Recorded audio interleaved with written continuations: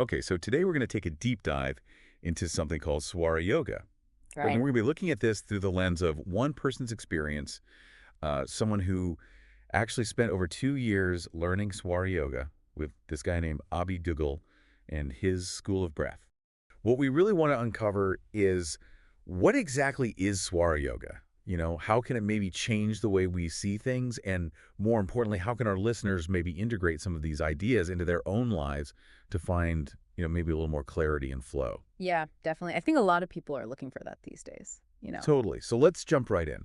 Dive in. Let's do it. So what is Swara Yoga? Well, Swara Yoga is all about understanding the sound of your own breath, Okay. not just as air, but as the flow of this vital energy prana. Right. Ancient yogis believed that prana held the key to unlocking the universe's mysteries and even our own higher potential. Okay, so it's more than just like breathing exercises. Yes. This isn't just about deep breaths in a yoga class. Right. So what makes Swara Yoga so unique? You're right. It goes beyond typical breath control like pranayama. Hmm. Swara Yoga analyzes the subtle rhythm of your breath Okay. to understand how prana is flowing. There's this intriguing quote from Taoism that says, Right. if one meditates upon the breath, the cosmic deities or forces can be seen operating in the physical body. That's a powerful image. It makes me think that our breath might be like a bridge between our inner world and the cosmos, a Yeah, way to tap into something bigger than ourselves. absolutely. So how does Swara Yoga actually work? Yeah. How do we decode these messages hidden in our breath? Swara Yoga focuses on three main swaras or breath flows, Okay. Ida, Pingala, and Sushumna. Okay. Ida is associated with the left nostril, Okay. Pingala with the right, and Sushumna is when both nostrils flow equally. Interesting. Each swara is connected to different energy channels in the body Okay. and is believed to influence our mental, physical, and spiritual states. So it's like our breath is creating the symphony of energy within us. Exactly. And each swara is playing a different role. Exactly. And just like an orchestra needs all of its instruments to create a harmonious sound, Yeah. we need a balance of all three swaras for optimal well-being. I like that. Ida, associated with the left nostril, is cooling and introspective, Okay. like the moon's energy. Interesting. It's linked to mental activity and the parasympathetic nervous system, which calms the body down. So that makes me wonder if Ida is dominant when we're in a more relaxed and creative state. Yes. Like when we're lost in thought or working on a project that requires focus and imagination. You got it. Pingala, on the other hand, is associated with the right nostril Okay. and is like the sun's energy, Ah. warming, energizing, and linked to physical action. It's associated with the sympathetic nervous system, our fight or flight response. Right. So if you're hitting the gym, Yeah, Pingala would be your ideal flow. that makes sense. So it sounds like Swara Yoga is saying that by understanding which Swara is dominant, Yes. we can actually choose activities that align with our natural energy flow. Yes. Like if I'm feeling sluggish Right. and need to get things done, Yeah. maybe I should wait for Pingala to kick in Yeah. before I tackle my to-do list. Precisely. Yeah, It's about working with your energy, not against it. that's a good point. And then there's Sushumna, the balanced flow through both nostrils. Uh-huh. This is considered the most ideal state for meditation and spiritual practices when the mind is calm and focused. Got it. So we've got these three swaras influencing our energy and actions. Yes. But let's go back to prana for a second. Okay. You mentioned earlier that even modern science is starting to understand prana better now. Yeah. One way is through the study of electromagnetic fields. Okay. Ancient yogis believed prana was the energy behind these fields, and modern research is starting to support this idea. Okay. For example, Kirlian photography, which captures the aura surrounding living beings, Right. might be showing us a physical manifestation of the pranic field. This is making me rethink that whole good vibes only thing. Right. And what's even more fascinating is that our thoughts and emotions can influence this pranic field. Just like in Kirlian photos, where negative emotions tend to create a disturbed aura, Yeah. while positive emotions create a more balanced one. This raises an important question about like the mind-body connection then. Yeah. It seems that our thoughts and emotions aren't just happening in our heads, they're actually affecting our energy field and maybe even our physical health. Exactly. Hmm. It highlights the interconnectedness of everything. And that's what makes Swara Yoga so intriguing. It offers a way to understand and potentially influence our own energy for greater well-being. The nose is considered an energy junction in Swara Yoga. Uh-huh. It's the gateway for the breath and therefore prana to enter the body. Yeah. And by manipulating the breath through the nostrils, we can directly influence Ida and Pingala. This is why practices like Nadi Hmm. or alternate nostril breathing are so popular in yoga. So it's like we have these levers we can pull to adjust our energy flow. Yes. I'm definitely going to have to try Nadi Shodhana later. Good. There's one thing I'm still wondering about consciousness. Okay. Where does that fit into this whole picture of breath and energy? That's where we delve into the deeper philosophical aspects of Swara Yoga, drawing on the tantric concepts of Shiva and Shakti. Shiva and Shakti. I've heard those terms before, Me but too. can you refresh my memory? Of course. In Tantra, Shiva represents consciousness. Shakti represents energy, the dynamic force of creation. Huh? They're the two fundamental forces of the universe, always interacting. Okay, so where does our breath and prana fit into this cosmic dance of Shiva and Shakti? Think of it like this. Okay. Your breath is the bridge between those two forces, Okay. between consciousness and energy. Okay. As you become more aware of your breath, Mm-hmm. you become more aware of Shiva and Shakti within you. So by simply paying attention to my breath Yeah. and connecting to the fundamental forces of the universe. Yes. That's pretty profound. Every breath, I'm connecting the individual me with the universal everything. Exactly. I'm starting to see how Swara Yoga goes way beyond just breathing exercises. Yes. Yeah. It's about recognizing the profound in the seemingly mundane, Mm-hmm. finding the universe within ourselves. And speaking of inner landscapes, remember those koshas we mentioned earlier? Imagine them not as physical layers, but as different vibrational levels of our existence. Okay.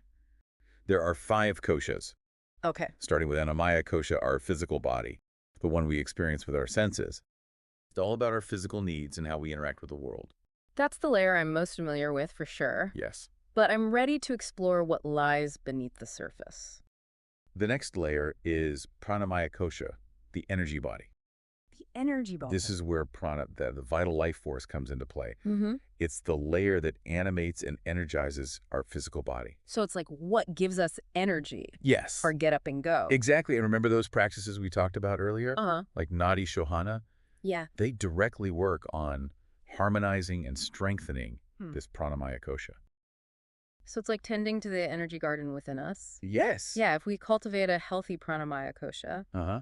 could that positively impact our physical body, our anamaya kosha? That's the idea. Now, as we move inward, we encounter manamaya kosha, the mental body. The mental body. This is the layer of our thoughts, emotions, and mental patterns. Okay. It's where our internal dialogue, Right. our worries and joys all reside. It sounds like this layer can get pretty chaotic. What happens when manamaya kosha is out of balance? Well, think about what it feels like when your energy is depleted. Yeah, Your mind might feel scattered, anxious, or overwhelmed. for sure. That's a sign that the pranamaya kosha and manamaya kosha are out of sync. Okay. Swara Yoga aims to restore balance to these layers, Okay. so they work harmoniously. So by working with our breath, we're not just calming the body, Yes. but also creating a more peaceful mental space. I like that. Exactly. But we're not done yet, right? No. What's beyond the mental layer? The 4th kosha is called the wisdom body. Wisdom body. This is the layer of our intuition, Hmm. that inner knowing that often speaks to us in whispers. It's where we connect to something beyond the rational mind, Yeah. to deeper insights and wisdom. It makes me think about those like aha moments Yes. when a solution suddenly appears out of nowhere or you get a gut feeling that guides you in the right direction. Exactly. And Swara Yoga suggests that by balancing the breath, we can create the space for this deeper wisdom to emerge. It's not about forcing those insights, but about cultivating a receptive state of being. It's like we're tuning our inner antenna to pick up those subtle signals of wisdom. Yes. What about the final layer? What's at the core of this multi-layered being? The fifth and most subtle kosha is Anandamaya kosha, the bliss body. Bliss body. This is the layer of pure joy, pure being. Okay. It's where we experience a sense of oneness and connection with the universe, Right. a state of profound peace and fulfillment. Bliss body. It sounds amazing, but is that a state we can actually experience here in this world, or is it more of a theoretical concept? It's considered the ultimate goal of many spiritual practices, including Swara Yoga. Yeah. These practices offer glimpses into that state, moments of deep connection and joy that remind us of our true nature. It's inspiring to think that this potential for bliss resides within us. It does. But I'm noticing a theme here. It's all about energy. Yes. And speaking of energy, we can't forget about the nadis, those energy channels we talked about earlier, right? Absolutely. The nadis are like a vast network of rivers flowing through our subtle body, Right. carrying prana, that vital life force. Okay. While there are countless nadis, Swara Yoga primarily focuses on Ida Pingala and Sushumna, the central channel. Right. Those are the main energy highways, Yes, influencing our mental, physical, and spiritual states. precisely. And along these energy highways, we find the chakras. And the chakras, I was wondering when we'd get to those. They're a popular concept these days. Yes. But I sometimes get lost in all the different names and symbolism. It's easy to get overwhelmed. Yeah.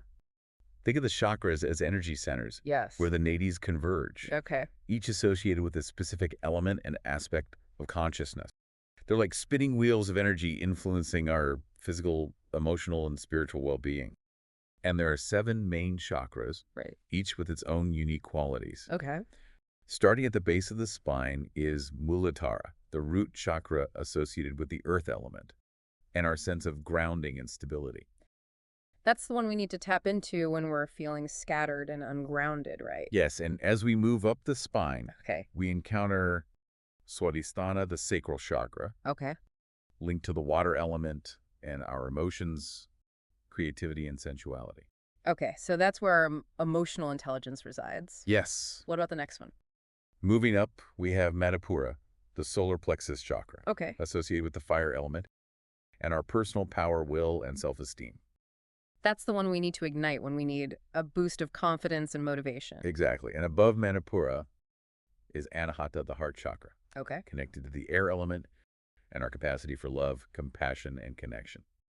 The heart chakra, the center of love and empathy. I'm starting to see how each chakra plays a vital role in our overall well-being. They do. What about the last 3? Above Anahata is Vishuddhi, the throat chakra, Throat chakra. associated with the ether element and our ability to communicate and express ourselves authentically. That makes sense. When we're holding back our truth or feeling creatively stifled, we might experience a block in the throat chakra. Yes. And then we have Ajna, the third eye chakra, located between the eyebrows. Yeah. It's associated with intuition, insight, and our connection to the spiritual realms. The third eye, the seat of our inner wisdom. I'm fascinated by the idea that we have this intuitive center that can guide us. Yeah. Okay, that's 6. What's the final chakra? At the crown of the head is Sahasrara, the crown chakra. Okay. It's considered the gateway to higher consciousness, Okay. where we experience a sense of unity and transcendence. So Sahasrara is where it all comes together, Yeah. when we connect to the bigger picture. You got it. It's about realizing our interconnectedness with everything, transcending the limitations of the individual self. Right. But remember, all the chakras work together, Yeah. and imbalances in one can affect the others. It's like a symphony of energy, with each chakra playing a different note. Ah, And when they're all in harmony, we experience a sense of wholeness and well-being. yes. But with all these chakras and nadis, it still seems like a lot to keep track of. Is there a simpler way to understand how this energy flows through us? Swara Yoga believes there's a hidden code within our breath that reveals much about ourselves and the world around us. The Tatwas. Hidden codes and tatwas. Okay, now you've really got my attention. Good. What are these tatwas and how do they connect to our breath? The Tatwas represent different vibrational patterns in nature: Okay. earth, water, fire, air, and ether. Okay. And according to Swara Yoga, these Tatwas manifest in the rhythm of our breath. Wait, so my breath can be earthy or fiery? Yes. How is that even possible? Just like we can visualize colors in our mind's eye, we can perceive these changing tatwas in our breath if we pay close attention. And each tatwa has its own qualities and effects on our energy and state of mind. So it's like each breath carries a specific vibrational signature, Yes. a message from nature itself. Okay, I'm officially intrigued. Good. Tell me more about these tatwas and what they reveal. For instance, the earth tatwa is associated with grounding, stability, and practicality. Okay. If you're breathing predominantly with the earth tatwa, you might feel more focused, calm, and ready to tackle those everyday tasks. That makes sense. If I'm feeling scattered and ungrounded, maybe I need a dose of earthy breath. What about the water tatwa? How does that influence us? The water tatwa is linked to emotions, fluidity, and intuition. Okay. When it's dominant in your breath, you might feel more in tune with your feelings, more creative and receptive to intuitive insights. Okay, so if I'm feeling creatively blocked, maybe I need some water breath to get those juices flowing. And what about the fire tatwa? The fire tatwa is associated with energy, action, and transformation. It's the energy of getting things done, of passion and drive. Breathing with the fire tatwa can make you feel more motivated, dynamic, and ready to take charge. Fire breath for when I need to power through my to-do list. I like it. There you go. Yeah. What about the air tatwa? The air tatwa is all about communication, mental clarity, and connection. Okay. It brings lightness and flow. Okay. If you're breathing with the air tatwa, you might feel more sociable, articulate, and mentally sharp. So air breath for when I'm writing or having those important conversations. Exactly. Got it. And lastly, we have the ether tatwa, the most subtle of them all. Okay. It's associated with space expansion and connection to the spiritual realms. Okay. Breathing with the ether tatwa can bring a sense of peace, stillness, and expansiveness. Ether breath for meditation and deep contemplation. Yes. I'm starting to see how this tatwa system adds another layer of understanding to the whole Swara Yoga practice. It does. And just like with the swaras, learning to recognize the different tatwas in your breath can give you valuable insights into your energy and state of mind. Right. You can start to notice how certain activities or even times of day feel more aligned with certain tatwas. This is all so fascinating. It is. It's like we're piecing together this intricate puzzle of our inner world. Understanding how the swaras, the koshas, the nadis, the chakras, and the tatwas all interconnect. They do. But how do we put all this knowledge into practice? That's a good question. Do we need to become expert breath analysts? Yeah. Constantly checking our nostrils and feeling for subtle vibrations? That's where the concept of timing the swara comes in. Timing the swara. Swara Yoga teaches that these energies don't flow randomly. Okay. They follow specific rhythms, syncing with the lunar and solar cycles. Wait, are you saying my breath is in tune with the cosmos? That's precisely what the Shiva Swaradhyaya, an ancient text on Swara Yoga, suggests. Okay. It says that the active nadi, whether Ida or Pingala, flows for about an hour, then Sushumna for a few minutes, and then the other nadi takes over. Wow. And guess what hit? Modern research has found a similar pattern in brain hemisphere activity. So once again, ancient wisdom is being validated by modern science. It is. But how do we actually apply this knowledge in our daily lives? That's pretty amazing now for those listening who are like, okay, I'm into this, but how do I actually learn Swara Yoga step by step? The source mentions the holistic membership at www.meditatewithhobby.com. Right, that seems to be like the main hub for learning this stuff directly from Abhi Duggal. And it's presented as a really practical path to actually understanding and living this whole alignment thing. And this holistic membership, it seems like it's all about guiding you to develop that inner awareness. Yeah, that makes sense. And they even help you connect your breath to your sense of purpose. That's really cool. So it sounds like a really comprehensive resource. Exactly. You know, one of the things that really stood out to me about this whole Swara Yoga thing is how it reframes the idea of success. Oh, yeah. How so? Well, instead of that constant push and striving that we hear so much about, you know. Hustle culture. Yeah, exactly. Swara Yoga offers this pathway to embodied success, and it's all about alignment. Working with your natural flow instead of always fighting against it. I love that. Me too. It's a much gentler approach. So to sum it all up, Swara Yoga, especially as taught by Abhi Duggal and the School of Breaths, is all about consciously connecting your breath to your actions, your time and your energy, your whole life, really. And it's about finding that sense of alignment that allows you to move through life with more ease and clarity. And for those who are interested in exploring this further, the holistic membership at www.meditatewithhobby.com seems like the place to go. It definitely offers a structured path and a supportive community for anyone who wants to dive deeper into this world. So this leads us to a final thought for you, the listener. Okay, I'm listening. What if instead of always relying on your thoughts or external pressures, what if you allowed your breath to guide you? That's interesting. How might that change the way you see yourself and the world around you? That's a great question. Maybe exploring the resources at www.meditatewithhoppy.com could be a first step in that journey of self-discovery. And who knows, maybe you'll find a whole new way of moving through life, a sacred dance, as the source so beautifully put it. I like that. Yeah, me too. All right, that's it for our deep dive into Swara Yoga. Until next time. Thanks for listening. Bye.